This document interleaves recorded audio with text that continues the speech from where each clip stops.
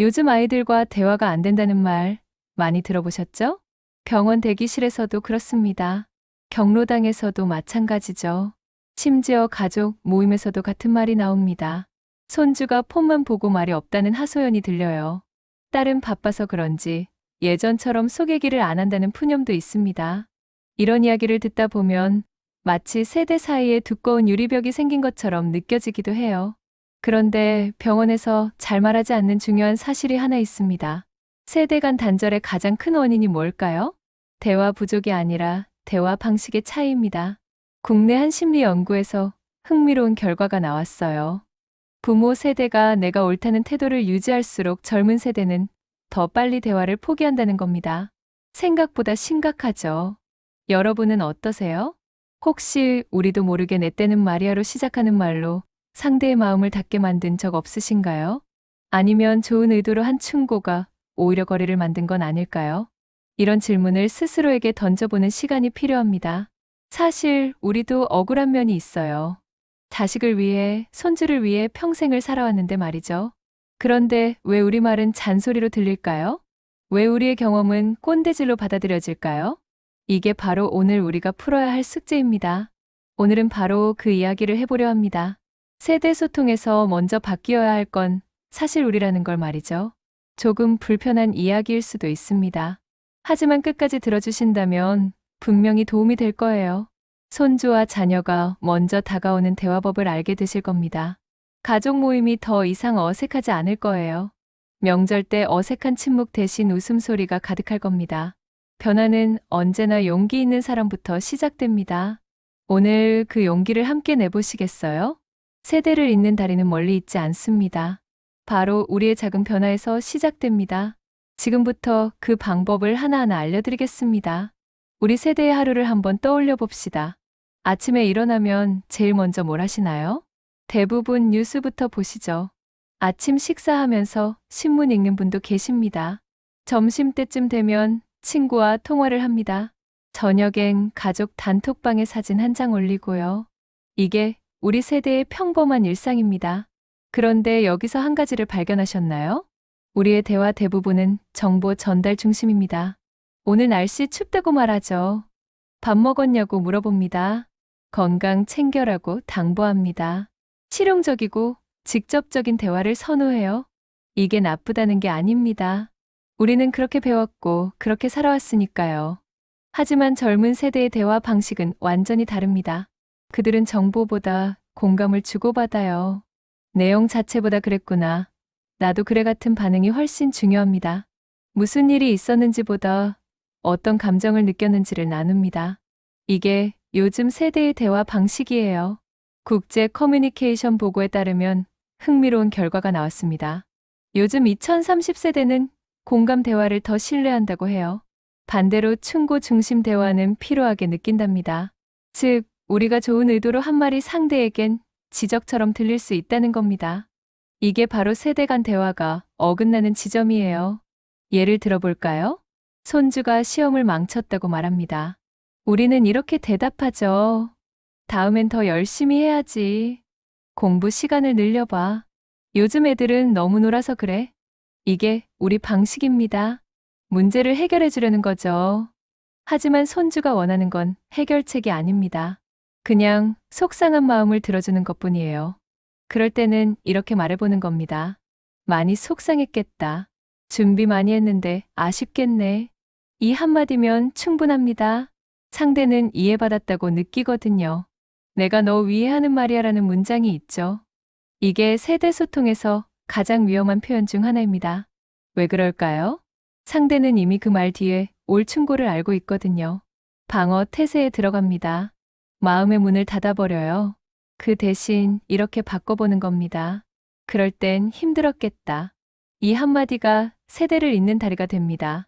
공감이 먼저 전해지면 그 다음 조언도 자연스럽게 받아들여지거든요. 순서가 중요한 겁니다. 우리 세대는 말을 아끼는 문화에서 자랐습니다. 감정 표현에 익숙하지 않아요. 그게 잘못된 건 아닙니다. 하지만 시대가 변했습니다.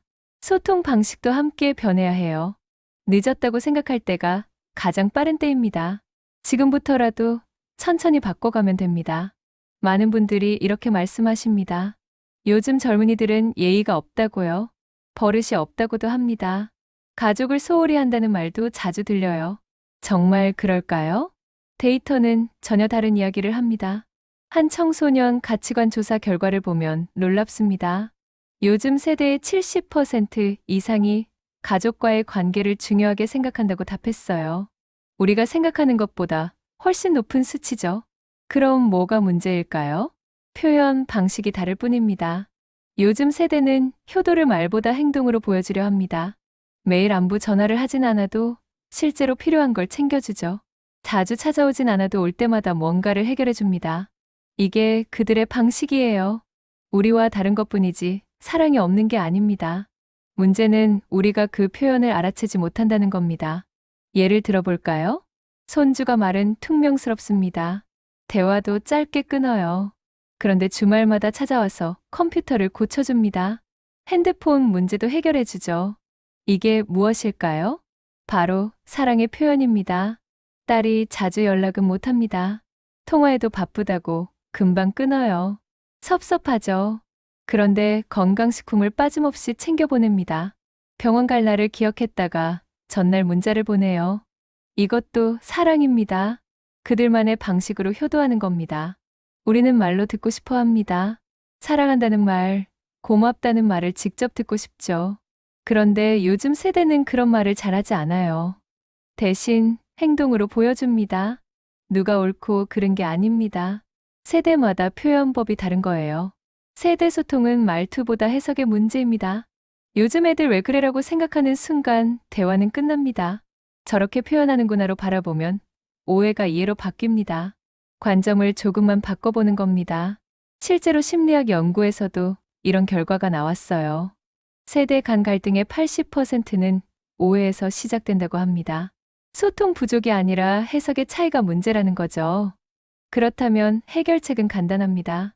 상대의 표현 방식을 이해하려고 노력하면 됩니다. 손주가 말은 없어도 옆에 있어 줍니다. 그게 그 아이의 사랑이에요. 자녀가 자주 전화는 안 해도 중요한 순간엔 달려옵니다. 그게 그 사람의 효도입니다. 우리 기준으로만 판단하지 말고 그들의 언어를 배워보는 겁니다. 세대 차이는 극복할 수 없는 벽이 아닙니다. 이해하려는 마음만 있다면 얼마든지 좁힐 수 있어요. 요즘 세대가 무례한 게 아닙니다. 우리가 그들의 예의를 못 알아보는 것뿐입니다. 이걸 인정하는 순간 관계는 달라지기 시작합니다. 한 어르신의 이야기를 들려드리겠습니다. 75살 되신 분이었어요. 손주가 대학생이 되었는데 대화가 거의 끊겼다고 하시더군요. 예전엔 같이 산책도 하고 밥도 먹었다고 합니다. 초등학교 때는 매일 학교 이야기를 신나게 했대요. 중학교 때까지도 주말이면 할아버지를 찾았다고 하죠. 그런데 고등학생이 되면서 변하기 시작했답니다. 대화가 점점 줄어들었어요. 대학생이 된 지금은 명절에만 겨우 만난다고 합니다. 만나도 방에만 들어가 있는다는 겁니다. 그분의 표정엔 깊은 섭섭함이 묻어 있었습니다. 내가 뭘 잘못했을까요? 그렇게 물으시더군요. 손주를 위해 산 게 오히려 독이 됐나 싶다고 하셨어요. 요즘은 손주 얼굴 보는 게 소원이라고 말씀하셨습니다.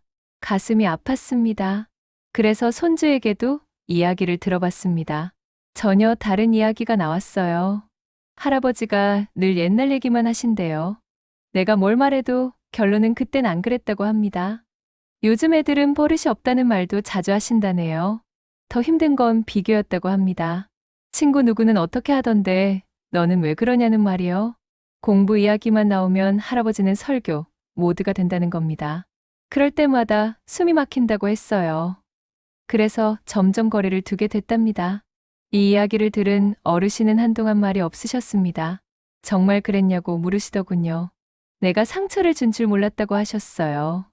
좋은 의도였는데 그게 손주에겐 고통이었다니 충격이라고 말씀하셨습니다. 사실 그분은 정말 손주를 사랑하셨어요.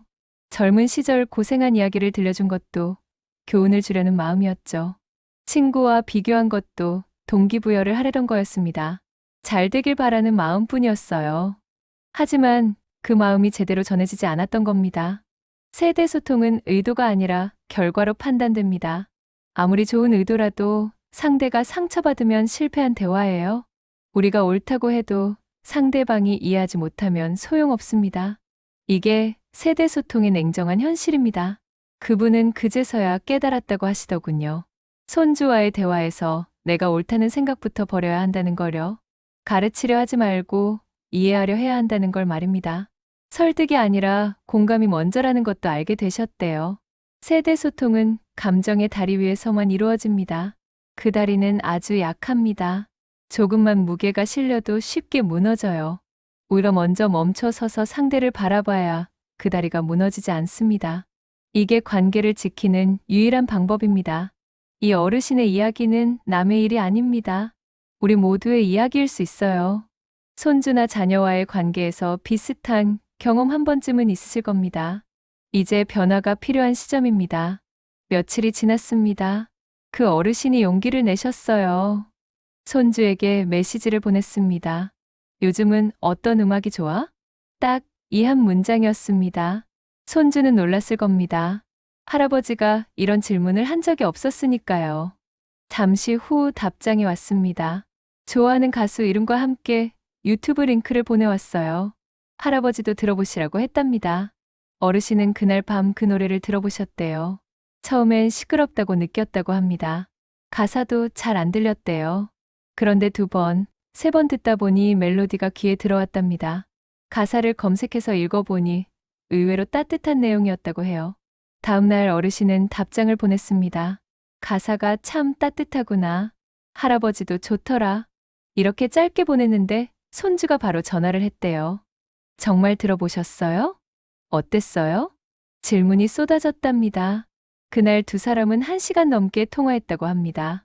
음악 이야기로 시작해서 학교 이야기, 친구 이야기까지 나왔대요.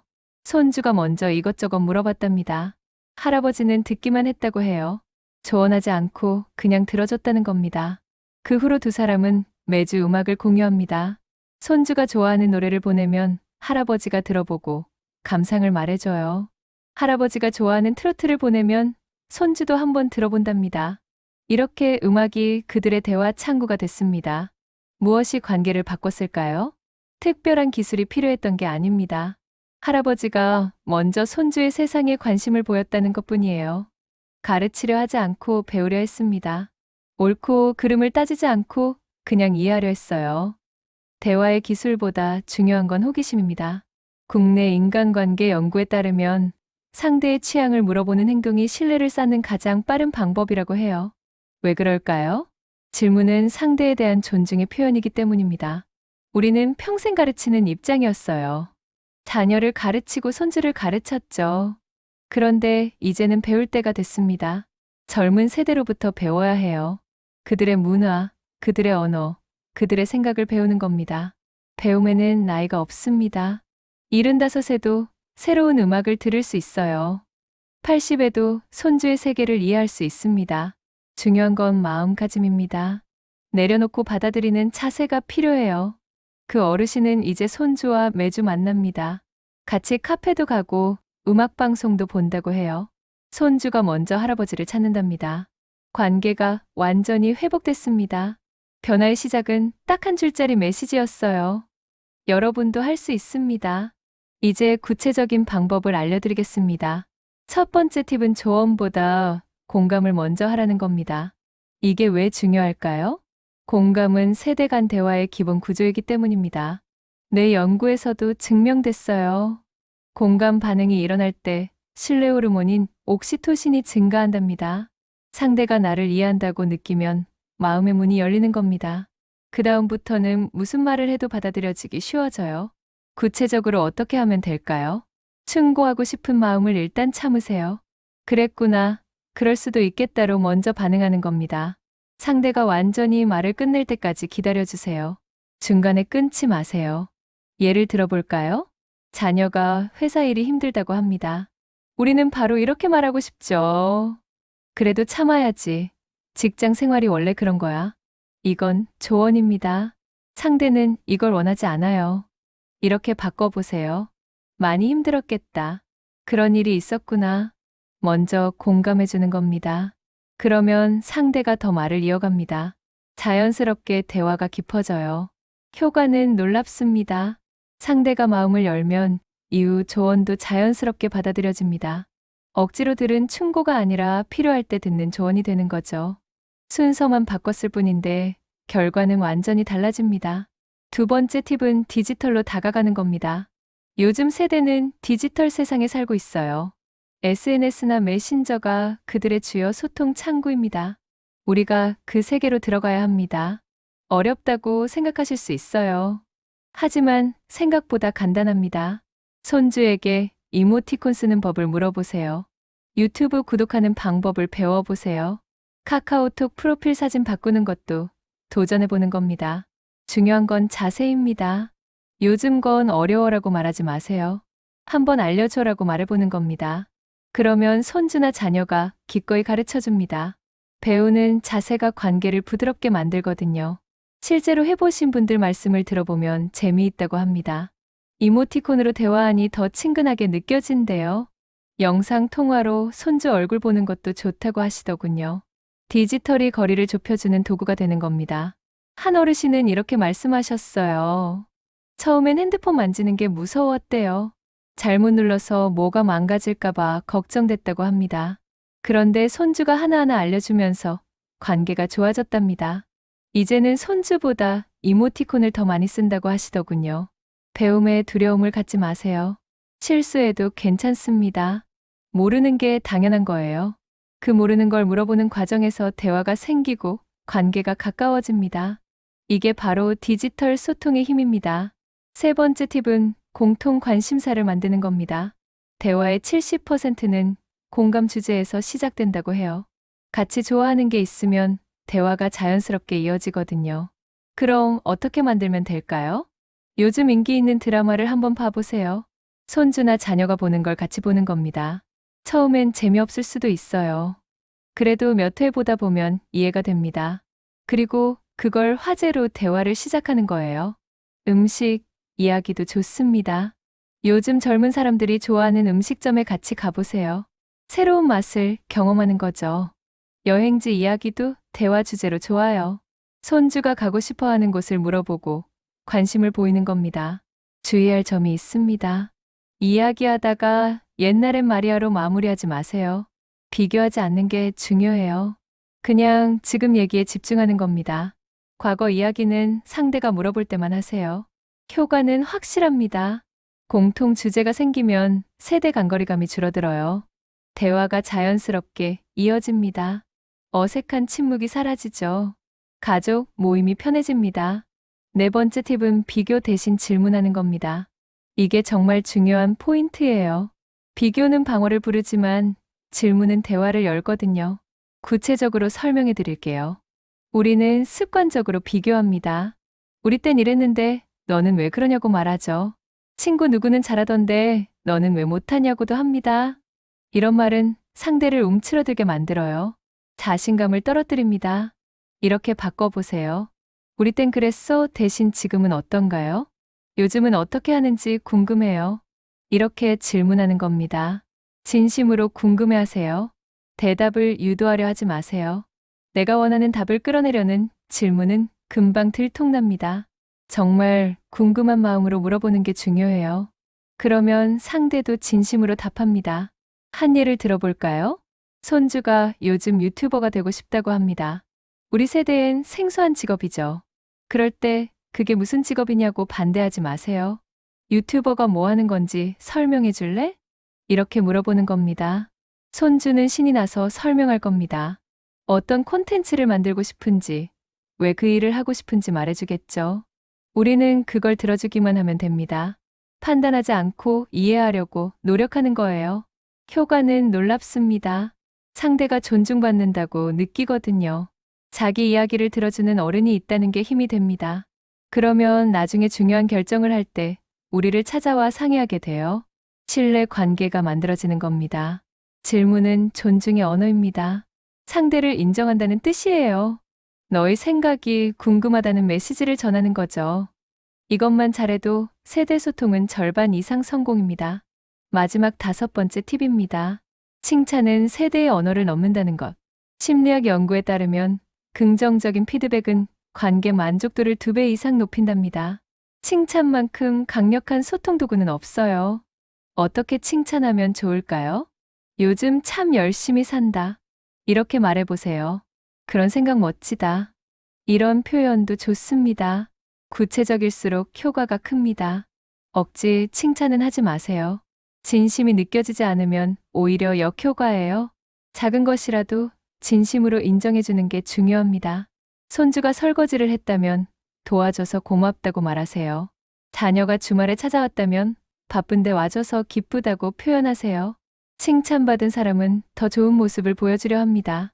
인정받는다는 느낌이 동기부여가 되는 거죠. 세대 간 신뢰와 존중이 생깁니다. 관계가 선순환으로 바뀌어요. 지금까지 5가지 팁을 알려드렸습니다. 한번 정리해 볼까요? 첫째, 조언보다 공감을 먼저 하세요. 둘째, 디지털 세상으로 다가가세요. 셋째, 공통 관심사를 만드세요. 넷째, 비교 대신 질문하세요. 다섯째, 진심 어린 칭찬을 하세요.